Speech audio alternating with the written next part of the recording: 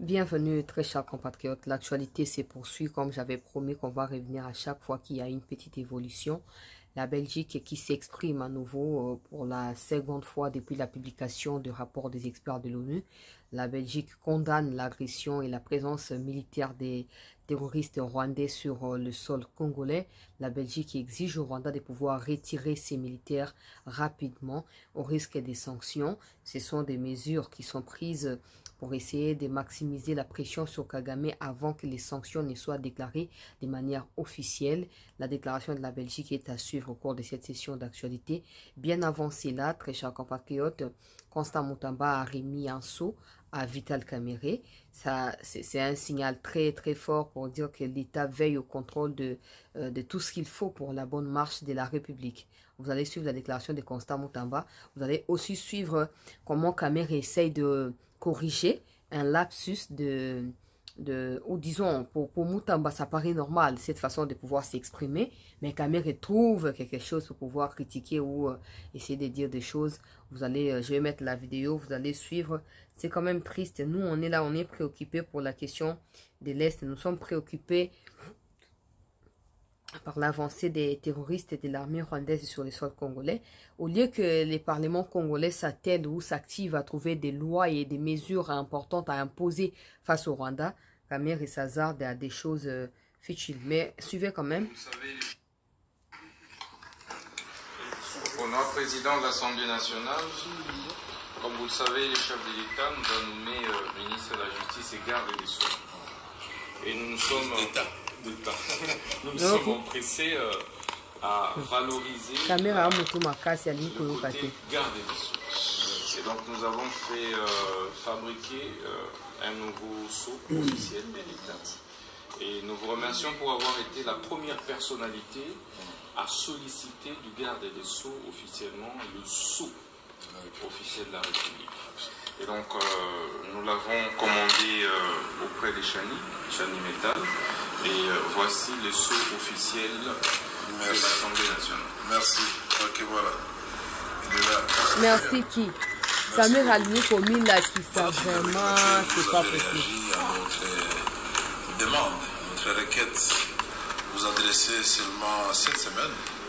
Et aujourd'hui, nous avons déjà le sceau officiel. C'est l'occasion de demander aussi aux autres institutions qui ont des cachets ou des sceaux abîmés ou qui ont fait fabriquer ailleurs de se conformer à la Constitution, puisque vous êtes ministre d'État et garde des sceaux de tous les sceaux de l'État officiels, à moins à laquelle chaque institution doit venir de vous. Merci, on va en faire bon usage. On va bien le garder. Merci beaucoup, je vais vous accompagner. Kamerhe vraiment. En tout cas, bon. Nakei kozwa suite à vidéo, ils ont deux vidéos. Kozwa été mususu na lakisa. Nous continuons à suivre de près ce qui se passe na Uganda pe na Kenya. Pour na Kenya, ba manifestation ezongi lisusu. Manifestation na Kenya ezongi.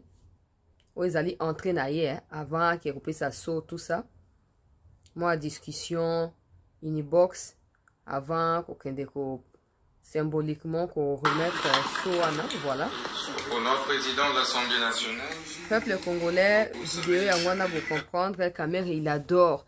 Na expliquer que bino mukolo ya ba ya investiture à gouvernement, je crois, quand les députés posaient des questions à Judith Tuluka, Kamerhe était là pour compléter. So ba député ba a complété. So Tuluka Judith Tuluka il est pas complété. Kamerhe tozi na yo ba loi ya makasi. Tozi na yo ba loi ya makasi, loi Chanieleka. Tozi la que non, Parlement a initié sortie à Congo na kati ya EAC.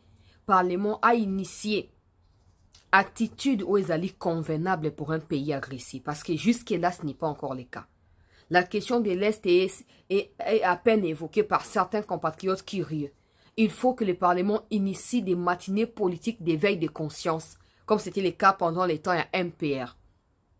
Les parlementaires doivent aller à la rencontre de leur base pour leur expliquer ce qui se passe, afin de conscientiser chacun de nous la responsabilité aux alliés na kati ya bitumbato okobunda.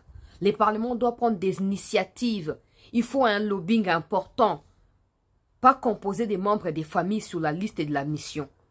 mais un lobbying composé des parlementaires, des vrais politiciens assidus qui iront parler pour le compte de la République. Donald Trump bato financer la campagne, mais nous on rêve, on est de loin, on dit c'est une campagne américaine, ça ne nous concerne pas. Et pourtant on aurait dû nouer des liens forts avec ces messieurs-là ou avec collaborateurs naïe pour espérer quelque chose, comme on ne veut pas aller du côté de la Russie et comme on ne veut pas s'auto-dépendre ou on ne veut pas se battre seul. On veut toujours être dépendant des Américains. Donc, les parlements congolais ne doivent pas se laisser dans les déclarations à vouloir porter des corrections inutiles, tout ça, non. Les parlements doivent s'investir. Il faut tout le monde, non, na Kinshasa, ba Congolais, ba Longwe, na Katia, ya Zododo, ba comme batu ya Kolam Kapo, na patrie, na ba 4 coins ya Congo Mobimba, batu bazali na éveil. Parce que ce qui se passe dans les Kivu, là, ça pourrait se passer aussi ailleurs. Au regard de l'encerclement dont nous sommes victimes de la part du Rwanda, RCA, South Soudan, Zambie, Angola, Congo-Brazza. Il ne reste que Gabon, tout ce que vous voulez. Hein. Tanzanie, il y a déjà des nilotiques tout là-bas. Donc, il faut qu'on régularise la situation. Il faut que chacun de nous se tienne la posture et responsable, peu importe, mais ça passe par la mobilisation. Ça passe par la conscientisation. Ce travail-là, tout le monde qui va parlementaire, on ne vote pas pour vous pour les émoluments et les avantages qui en découlent. On vote pour vous pour tout le monde qui va parlementaire, ça quand même matinée na Kinshasa, parlement à sali journée, à déclarer une journée à matinée politique songolo pakala. Là, vous réunissez tout le monde dans l'esplanade et à palais du peuple wana, dans la stade des martyrs. Comme ça, des vrais politiciens au bazali à guérir wana ba ba discours, ba expliquer la situation, ba analyser. Le peuple va comprendre. On a besoin.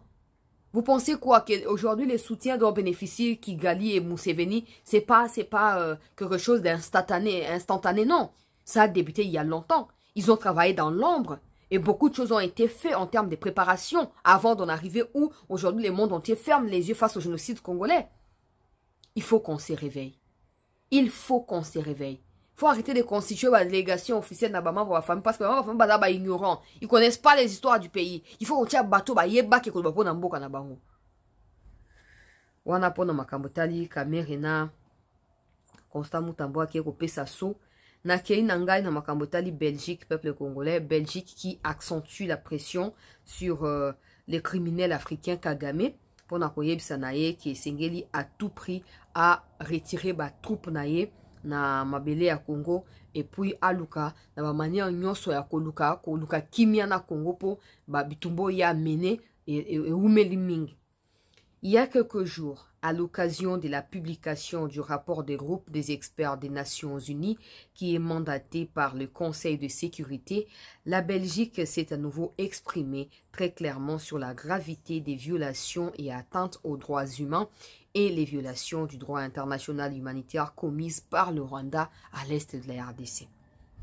La Belgique souligne et cite les rapports du groupe d'experts établit clairement les différentes formes de soutien actif du Rwanda au groupe armé M23 et à la plateforme politico-militaire Alliance Fleuve Congo via la présence massive des forces de défense rwandaises sur les territoires congolais ainsi que le contrôle de facto des opérations militaires par les RDF.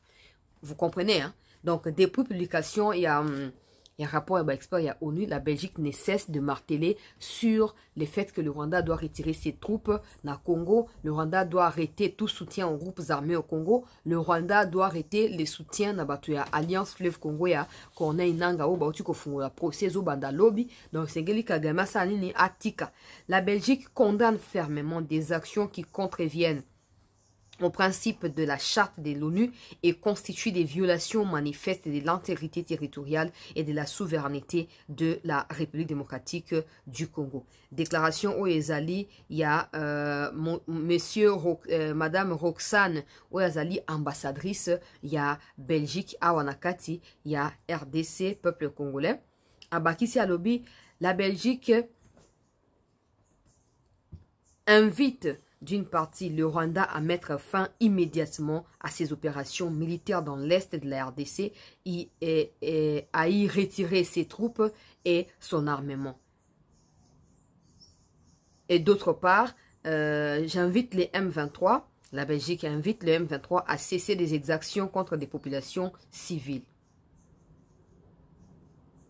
Le Rwanda doit cesser tout soutien à toute autre forme de groupes armés exerçant dans l'Est de la République démocratique du Congo. Le Rwanda doit respecter également la trêve humanitaire récemment décrétée en vue d'aider les populations à souffler un souffle nouveau à travers un soutien qui devrait être distribué par les organisations internationales et ONG, en particulier des ONG congolaises qui travaillent en partenariat avec certaines structures de l'ONU. Nous utilisons les leviers dont nous disposons pour attirer l'attention sur cette crise humanitaire afin qu'elle ne soit pas oubliée. Déclaration, il y a ambassadrice, il y a Belgique, à Sali Yango, Ezaki Lobby mardi, mais surtout Yango Lelo, à Sali Yango Lobby na monae à circonstance, na rencontre où il y a ça, qui n'a qu'à, il y a un ministre, il y a affaires étrangères, tout ça, moi, Réunion Salamaki et Belgique, a continué à menacer na ba sanctions criminelles Kagame, ce qui a tocité Bambela ou pesa à son égard. De toute façon, il faut passer à l'action. Il faut passer aux sanctions. Il faut passer à l'étape suivante. Ça c'est la troisième fois que la Belgique communique depuis le mois de juin, depuis publication d'un rapport d'experts à ONU. Ça veut dire que le Rwanda ne veut pas écouter. Trêve humanitaire à 2 reprises violée. Donc, espérer que le Rwanda écoutera un message ou respectera, ça n'arrivera pas. La Belgique, si elle est sincère dans sa démarche, il faut qu'elle impose déjà des sanctions. Et la RDC ne devra pas attendre à ce que sa responsabilité à elle soit réalisée par la Belgique, non. Pendant que ces histoires de Belgique, Union européenne, tout ce que vous voulez, font semblant d'essayer de s'inquiéter de la situation au Congo, les autorités congolaises doivent contraindre Kagame à abandonner. Museveni à abandonner. Ce qui n'est pas le cas jusque-là. J'espère que ce genre de choses ne font pas seulement pression sur Kagame, mais aussi sur les autorités congolaises afin qu'elles prennent leurs responsabilités entre leurs mains. On s'arrête là. Pendant ces temps, nous apprenons que les manifestations ont reprise au niveau du Kenya, au Ouganda également. La pression augmente entre la population et les agents des désordres que vous appelez agents de l'ordre. Nous suivons de très près. Certaines images nous sont parvenues. On va les analyser et puis on va les partager pour vous. Merci d'avoir suivi ces 10 minutes. Partagez autour de vous afin d'informer au monde entier les menaces auxquelles Kagame est victime en ces moments de la part de la Belgique. Ça ne signifie pas que la Belgique a sauvé Bissau. Ça signifie que c'est une information objective qui doit être partagée par un journaliste objectif ou une journaliste objective. Merci et à tantôt.